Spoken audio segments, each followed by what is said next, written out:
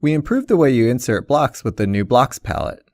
The palette includes visual thumbnails of blocks, making it easier to insert blocks from the current drawing, recent, or other drawing tabs.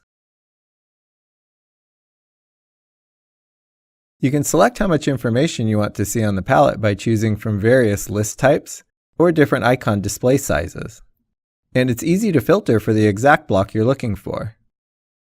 The Recent tab displays the most recently inserted blocks, regardless of the current drawing. These persist between drawings and sessions. The Blocks palette includes a visual preview of the blocks along with insertion options like insertion point, scale, rotation, and more. Place blocks from the palette by dragging and dropping, or by clicking on the block and placing it into the drawing for more precision.